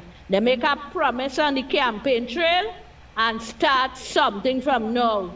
Call the man next door, right? Let the Foreign Affairs Minister call deal with the embassy here, the Venezuelan embassy here, the ambassador, and he's going to send plane and ferry and thing and carry them out by the hundreds. He did that the last time when they wanted to go home. He just tell them anytime all they want to come home, anything, call the embassy, deal with the ambassador, and he's going to send transport for them. That is how he is. He does help. Don't mind how he bad, he will send. Right now he's sending all kind of transport for them all in Guatemala, the United States, all in Mexico, where they get hold up and trapped in these countries. He's sending for them. Time to get them out of here. I hear Good you, night. my friend. I hear you, my friend. I hear you, my friend. But of course, she started with the whole question of crime and criminality. Before, of course, you get to the substance of responding, of course, to the previous caller. But she talked about crime and criminality. But I want to say this, that one has to be realistic. The fact of the matter is that, of course, back in 2010, let's use that as a precedent, as an example. The country was in a similar state, having, of course, left Manning. Manning lost that particular election in 2010. And, of course, they inherited, of course, a situation like this. But, of course, I think this is much much more, what I consider be softer than then. And then, of course, by 2011, state of emergency was was instituted to treat with the matter. And then, of course, after that, we saw that crime started to reduce. Because in 2008, it was the record. I think it's 538 murders. And that, of course, that was 2008, was the highest. And then, of course, when UNC went out of office in 2015, we see three consecutive higher than 538 murders in the country, 600 and counting under the Rowley administration. So while I consider them to be bad, I think the situation now is different from the perspective that as the UNC came back into office, there appears to be, of course, a kind of euphoria, kind of utopia, kind of relief, a kind of sign saying, well, listen, things are going to improve. And while, of course, the murders can continue clearly and all of that, but there is the other side which is much more overwhelming. That is to say, we are seeing the glass half full as opposed to half empty. So it is not true to say that we are not recognizing and that the murders and the brutality of criminal behavior is not with us, but we have seen, of course, a visible and tangible reduction, and I would not be surprised if the murder toll by the end of this year is much less than 600. Of course, that is my view. But she has a view. She believes that because it continues somehow, you must take a magic wand, and suddenly, of course, it must end. I think that is not being realistic. But go ahead. Well, I second that way just because I say it publicly, things will reduce. But the caller have a problem, not a problem. The caller have a point which she say, and Ian Allen, I watch Ian Allen, I watch news, I watch on the street, I do the street, because I do street talk. And on the street, we have plenty Venezuelans, migrants, smokers, robbing people. You understand? Some of them, in certain crime. So I do on the street, I watch them, some of them walking a knife, they get frightened when they see them, and all them kind of thing. I be seeing them. So we through the PNM government, we get a germ on we hand. Now, for we to contact a wicked germ. Yeah, wicked germ. Yeah, a destructive zone, a poisonous germ. Because there are good germs, and bad germs. So it's all bad with the PNM. But go ahead. So now, for this, as my leader say, now since callers don't call later, since we PNM win this election, we have a calm in the East-West corridor. Since the PNM win, since the UNC win, sorry, since the UNC win, since the UNC, I'll take you off this program, boy. Sorry, since the UNC win, we have a calm in this East-West corridor. When I tell you a calm, it had the little mishap and thing, but the calm is there. Because, we campaign for this. We advertise on this station and the ground report for this. We support all parties, COP, PBP, UNC, love, do that. Anyway, we is. Because you know why? We don't know in then the input we put in the East-West corridor and thing. We don't know we are winning this election. We know that, so this thing had to investigate, but I had to say that, because now the next thing, I'm vexed, but I will say it still, and I don't want to worry my leader, I don't want you to get vexed by I say it. Now, in any things going on concerning election. We just like to see a face in the East-West corridor, you know. People was dying to see Kamala pop up in the East-West corridor. Is on the greens or in Laventille and the field in Sogar Trace or on the court by the gas station. We didn't want that. I don't know why you didn't do that, you know, because of security purpose or what. But everybody was looking out. And if you don't do that, Miss Kamala, you know what's going on? Yeah. PNM when I said we get a vote. Now I said for a vote because we done lay the carpet, you know. Love lady carpet for you. You ever hear royal carpet? We were vicious. You was our royal carpet. We, Mr. Lennox, and we team with deputy leader, everybody, we out. I leave in my business because I want things to happen, because I want things to happen to me too, because I under pressure. As I say just now, I under real pressure. And I used to do that to come out and work with Packers, work and sell it.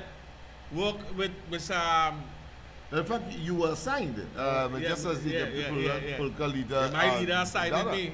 So I assigned them to, of course, treat with all of the candidates with respect to Portland South and Laventille West. So, of course, I took charge of Laventille East movement. And I should. Yeah. So we worked with. So we it was consistent with what the arrangement we made with the UNC. As part of our role as the coalition of interest, and therefore these were the persons who were on the ground directing and so on. And without them, let me tell you something. I am satisfied without them, without their input, both candidates in Laventille West and Portland South could not have done as well as they did. They made just about 2,000 votes. But of course, because of the focus and the fact that the candidate for Laventille East was strictly, and for which, of course, Love was responsible. When you see the outcome, over 3,000, and the PNM could have only mustered up just over 5,000. Effectively, of course, bringing, comparatively speaking, Laventille East mover to a marginal seat status. I thought it was important, of course, to make that very, very, what I can say, you may not know. So that is more for the, and since you are part of the unesoteric, we take it out of the hands of the esoteric, those who have unique information, and we put it in the hands, of course, those who don't, which, of course, we have shared tonight. Go ahead. Yeah, we work with Mr. Pakash through the East West to Port of Spain, from door to door, seeing all the pressure in the plannings and the road and everything. I work with Senate in all St. James Woodbrook, house to house. Port of Spain South. Yeah, Port of Spain South, house to house. You understand? People glad to see me. People only calling, yes, we need somebody to represent me in this area. We talk to them. You know, some of them was very glad to see us. You know, cause they don't get that up there. You understand? We watch me. All on see that. We went down there at Jack Warner. We walk with them. We talk to the people and them. We see what they want. We see what go on. You know, we real work. Sometimes when Miss Kamala keeping she function all about, we there. We there. Because you know why? We believe in our leader Kamala Prasad, and we know something will go on. We work hard. Mr. Lennox work hard. Sometimes we still tired. We still tired over this thing, you know. Sometimes I just say don't just so, and you know, tiredness in my business, you know, tired, sleepy because it's sleepless nights, you know, to make sure this thing work. We San Fernando, we all about anyway. The only time I never go nowhere one was the day when down by Miss Kamala's side, I never go down there because I didn't have no transport to really go down there, but I was there right too. My leader went down there, Mr. Lennox, and our team, but I didn't go. We had a like to, but I just didn't have no transport, and you know, so we work real hard. So You see, I talking just now concerning my problem because now I been whipped with the past regime because them knowing then I's a namesake and them knowing then my leader is a namesake and people love us. People love us. So when we advertise in the right and the proper way, because people will follow. Because we don't talk nonsense, you know. We just talk facts. We just talk things we can bring in reality to better our country. Trinidad and Tobago, we just talk things where we want to happen in our country. Security-wise, education-wise, building-wise, everything. We just talk. My leader have a book big so. And I don't talk about your brain big. You don't get to happen him. Don't let him get on right now. He good like that. Yeah, Sam, he good like that. So sometimes when he talking, I just had to listen. You know why I just had to listen? Because he's a boss about wherever he do, wherever he touch, he's a boss. He naturally is a boss. You understand? A man say he like dagger, he better than dagger by far. By far, nobody can come in his shoes. To me, because you have now. He come to the facts. If you don't like it or not, he come to the facts. You know, he don't beat around. As I say, where's called it again? He don't beat around. I don't want to say he don't beat around. Circumlocution. Yeah. Circumlocutive. Yes. Roundabout talk. No roundabout talk. Yeah, he don't. Yeah, he's serious. Also, I serious. You see why I come and tell all of my problems just now, and where I was going to. I serious what I say. I serious what I say because at the end of the day, I feel any pain. My family feel any pain. I get victimized by campaigning for this regime. And I show them I put a flag in front of my business saying, yeah, victory. Because you know them PNIs and then they easy. Oh yeah, they would want to fight and so I saw that right on Prince Street. Yeah. I give the man the flag. Yeah. The man who they push down. I say, yeah, what happened? You can't flag. You can't go across and show that flag. You remember the incident where a fella come out of a car and pushed down somebody who was waving a UNC flag? Yeah.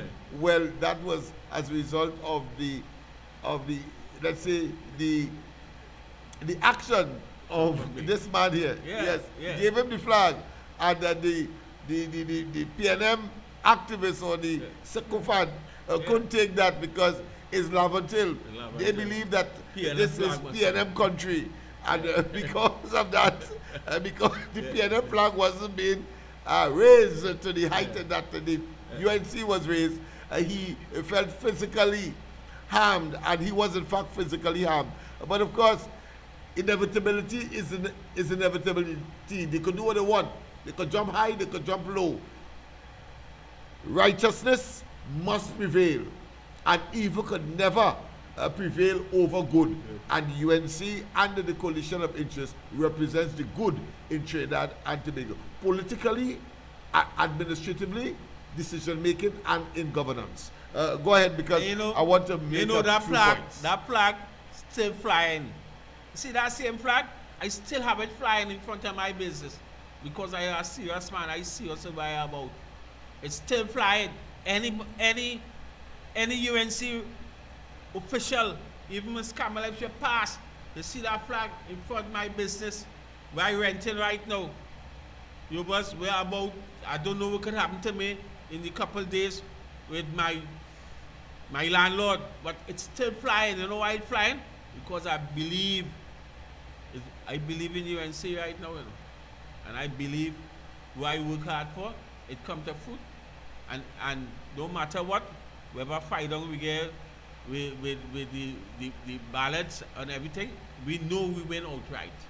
Yesterday, of course, we just have about 3 more minutes before 10 o'clock, so let me quickly, of course, make several statements that whether be of a corrective nature or by way of information. First and foremost, of course, for those of you who may not be aware, of course, Ms. Arima spoke of the situation with the prevalence of Venezuelans here, and suggest, of course, that nothing is being done. No. On the campaign trail, Kamala Prasad Bisesa said in no uncertain terms to the chagrin or to the aggravation of the then administration and others that Venezuelans will be deported. What does that mean? It means that persons who are not documented and therefore legitimately present in Trinidad will be rounded up and sent back. I suppose at the courtesy,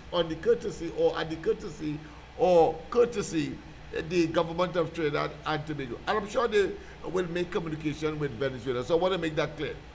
It is not right to say that, of course, there is a policy of, yes, of course, accepting the status quo. No. There is a policy, not yet, of course, fully, let's say, materialized or fully consummated or fully synergized, but the fact of the matter is that on the campaign trail, the promise was made that Venezuelans would be, or whosoever it is that are illegal here, will be sent back. So let us get that clear. The other issue, of course, is the role of love. And I want to say tomorrow night, we are going to, of course, tell you the genesis of the idea of a political entity dedicated to the areas of, for electoral purposes and for EBC and for those who are sensible and are aware as to the constituencies.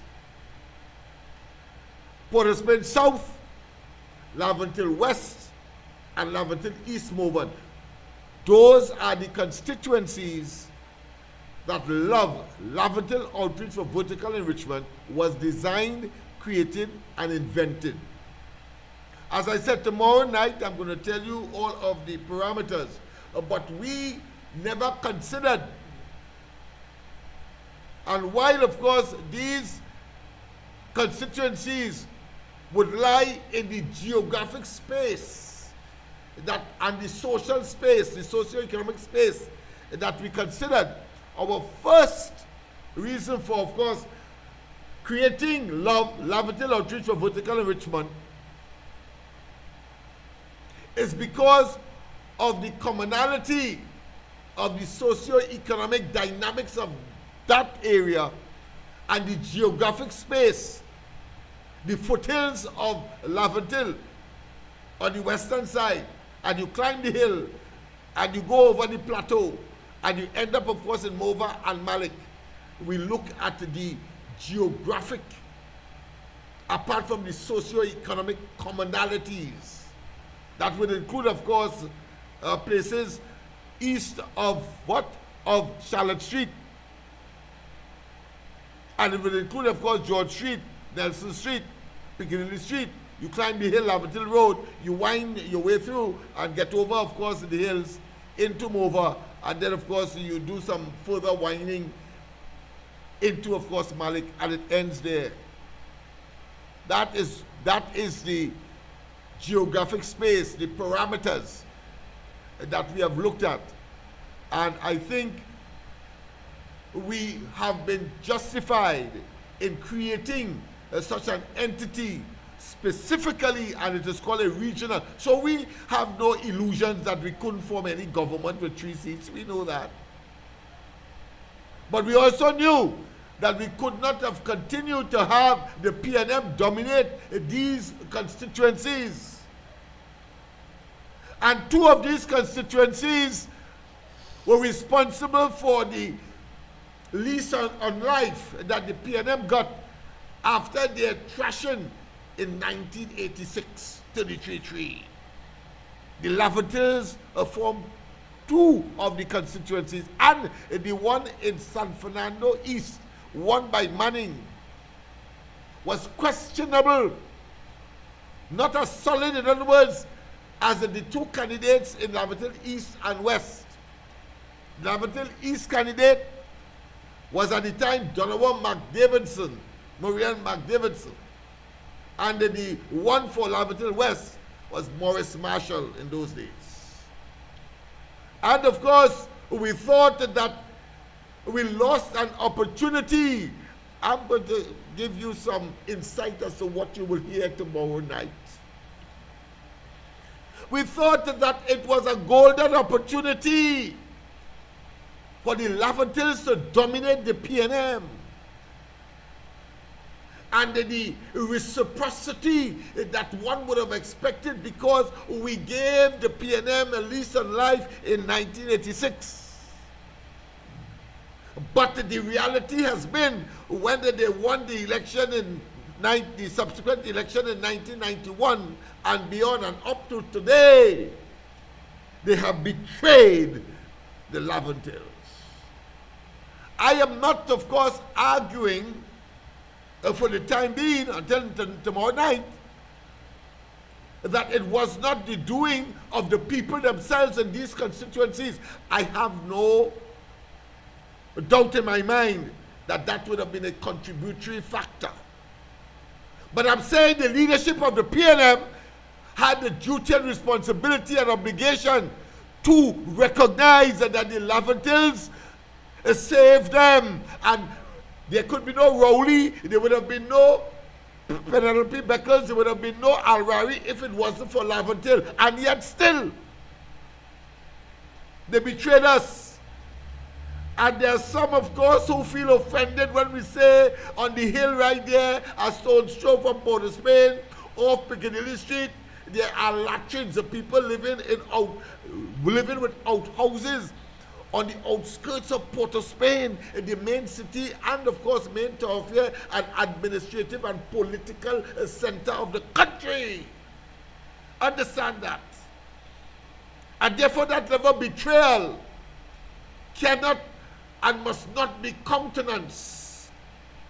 And as I say, for a URP contract or a CPEP contract, as the case may be, there are persons who are prepared to compromise the tremendous potential of the area. By, of course, giving way to the leadership at Balize House. I say shame on you. I say shame on you. And the time has come for us to recognize that your best vehicle to take us out of this quagmire and this morass is love.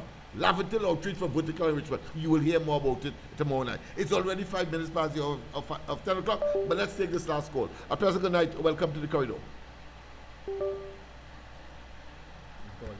Tell you something. Yeah, go Why ahead. it is you just be talking about what I comment on and so, and spinning the thing. I never say I want thing done and wave magic wand and all this kind of thing you're talking about. I talk about the procedures. This is what other countries doing.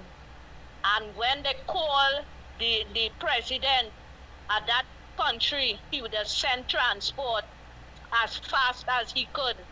That is the procedure. So I'm talking about what they could do.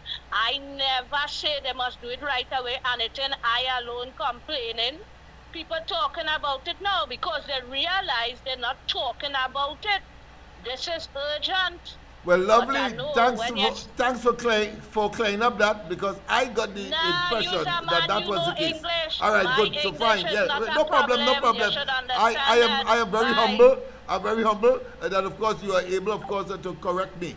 All right, thank you very much. Of course, don't forget, people, of course, it's 6 minutes past the hour. Of course, you would have heard what she said, how she started, etc. So I leave it up to you to make your own assessment. I don't think that I have a poor perception, or should I say, understanding of the English language. Let me put it that way. So, that being as it may, I am not going to have any rancor or any vexation or any vexatious, of course, argument. But what we started with, of course, is the whole question of money worries, and I think, of course, we must understand that that is a fact in Trinidad and Tobago. We will continue with that as well tomorrow night. I'm sure that, of course, on the ground report, Andy, Mikey, and myself, my apology for not having a ground report this morning, but it was due to technical difficulty beyond our collective control. And therefore, Andy tried, but of course, I had other things to do too, so I was no bad breeze blew in those circumstances or in that scenario. But of course, we expect, I have not been given official communications from Andy because he is at master control. I am here, of course, on the program. I will be on George Street tomorrow, of course, downstairs, where, of course, I will be giving you an idea as to the people who would come on a daily basis to look for services. Free of charge. We charge nothing. But of course, you would appreciate, of course, your common sense will tell you that chairs, table, fans, electricity, computers, cameras, microphones would have had a cost, eh? Not so? Not so? But we say, no, we are going to, of course, provide the services free of charge. And of course, the people who ultimately, they ain't going to come here and you don't give them anything, so you have to provide something for them to eat, etc., even though they are volunteering. So I want people to understand, because you see, the PNM has this propensity that people in Laventille, when if for example, and I will end with this one, because I've seen it happen, and that is the level of naivety, stupidity, but evil of these people who say that they know and they love Laventille. A fella may be not working, but they may give him an opportunity maybe to collect some names or to carry to URP, for example, or even a CPEP contractor to set up a gang or a team, as it is called in CPEP. But he tells them, or they arrange that when they get paid, they will give him $100. There are those who believe that that person shouldn't get paid because they do not understand the socio-economic dynamics that is at work. No different to Manning and them saying that we're going to introduce food card, because when you give people hampers in the community,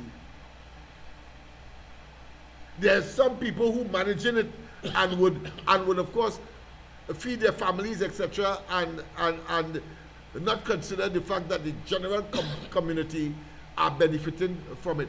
Yes, there will be, even in the food card as we speak, because what's stopping a grocery from taking a food card from an alcoholic who say, give me a bottle of rum and take this 300 card and you benefit from it? What? So people will find ways and means of what? Of undermining the intent and the good intent of these programs, no matter what.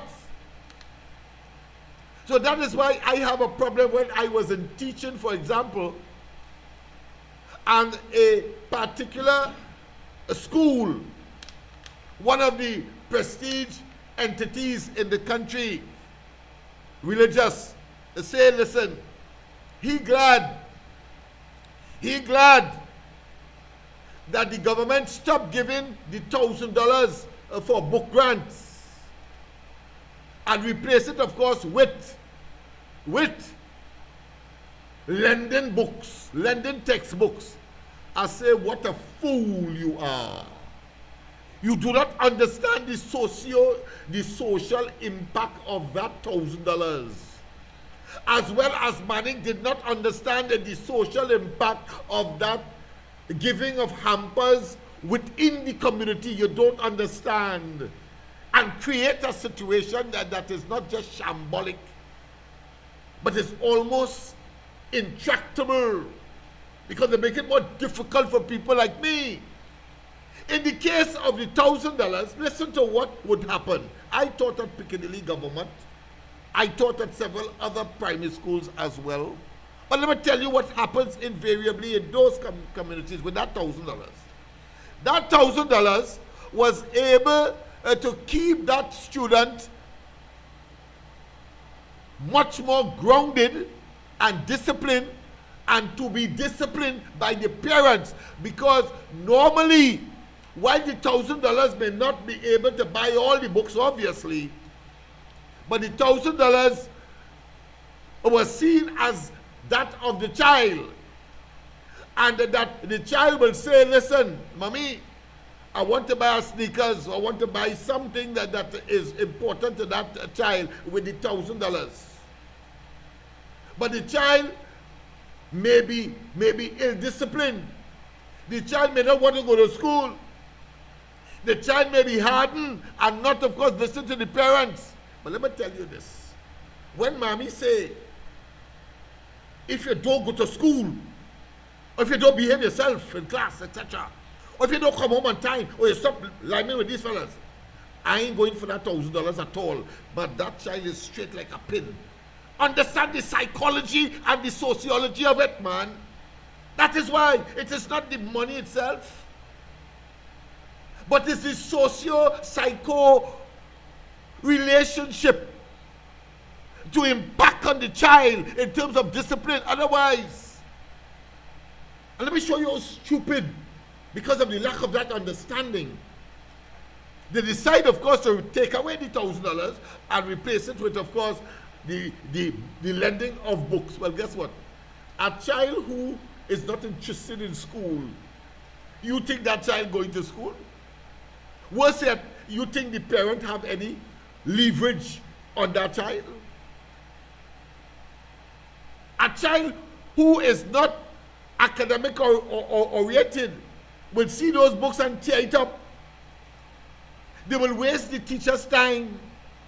They will waste the government time in terms of paying some bookstore or some author for giving them millions of dollars, when they could simply understand the socio-psycho impact of that $1,000 to keep that child in school, to give the parent a little more leverage, because you can't be them.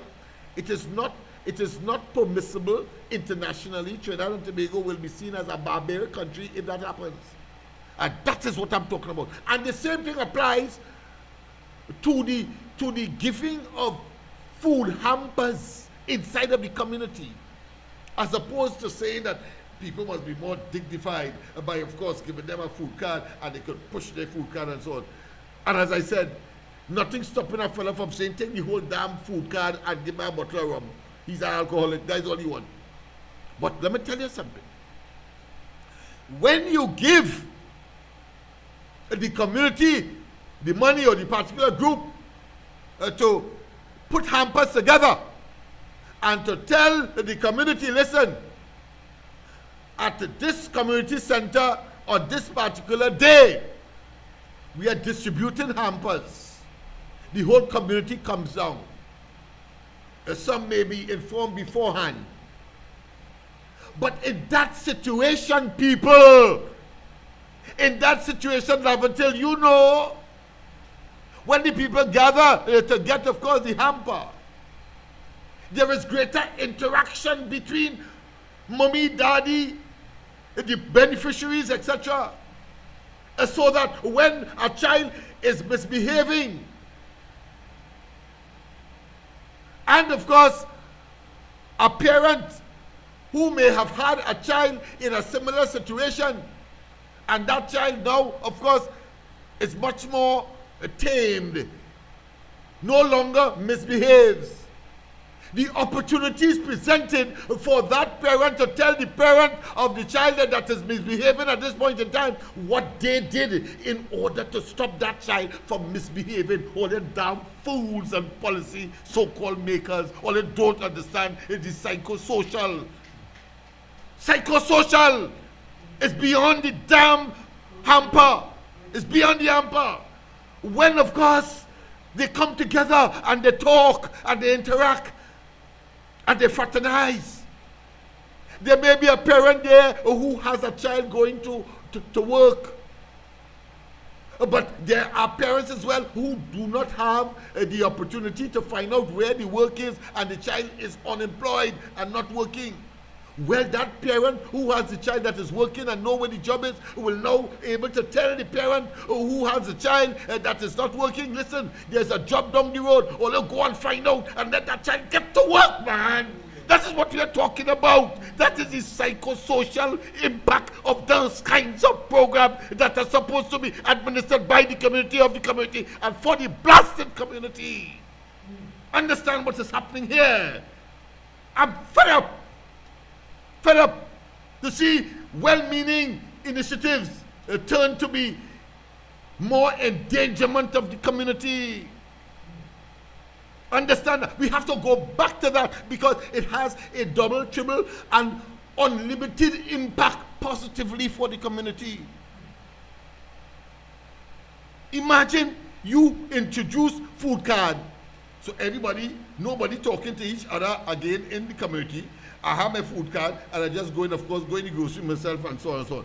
No opportunity to come together and to talk. No opportunity to say what you did in order to correct your situation with that child. And most importantly, issues such as GAIAP that was there. When, of course, a fellow wants a house bill, he will, of course, communicate with his neighbors and who may have skills. And then, of course, they just bubble up a pot of food on a Sunday and everybody come together to build the blasted house. Understand what is happening here? It is called GAIAP. And that's gone for so-called modernization. So you have a food card and you just push it. That is stupid. And that is what has led, among other things, to what we have today. All I don't know.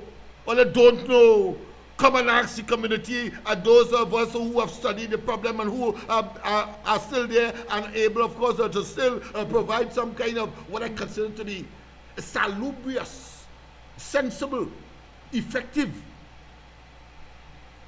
and of course, in this case, transformatory policies, programs, and initiatives. Have a wonderful rest of the night. God bless. And see you, of course, tomorrow morning on the Ground Report, Andy, Mikey, and myself.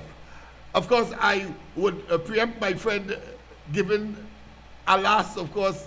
You have something to say? You have something to say? Yeah. Okay. I will forgo my closing remarks. You see everything Mr. Lennox say here? Here they score everything on it. East-Port of Spain. I don't want to say no more. East-Port of Spain. That will be about. And love is deliver. You hear what I tell you now? Love is deliver. And I tell you, the right things and the right treatment we get, and the right tools we get, we deliver in East-Port of Spain. Yes, indeed. So don't be fooled by the so-called modernization and the hairy-fairy, higgledy-piggledy, none, of course, effective and counterproductive policies that say is a modern place. So look at food card. No, we have to get the community to start to talk to each other again. You have to, and it must be across the board.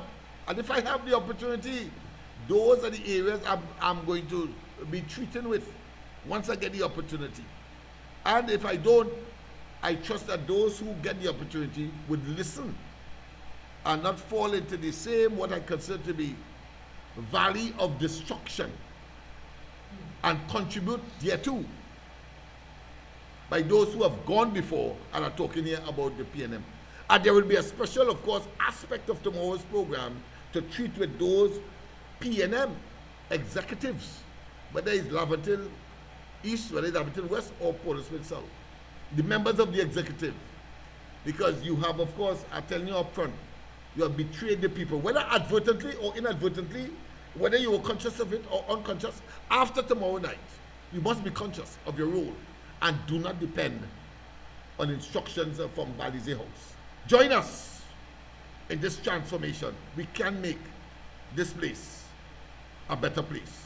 Whether you be in Port of Spain East or East Port of Spain, whether it be on the hill, Lavatil, whether it be Beetham, Silax, whether it be, of course, Malik, Movant, parts of Barataria, etc. The geographic space of which I spoke earlier. But of course, all of it will, of course, not take away the fact, and we will continue tomorrow night with the money scenario, the profligacy, the waste, and the vanity projects of the PNM. Ay, ay, ay, ay, ay,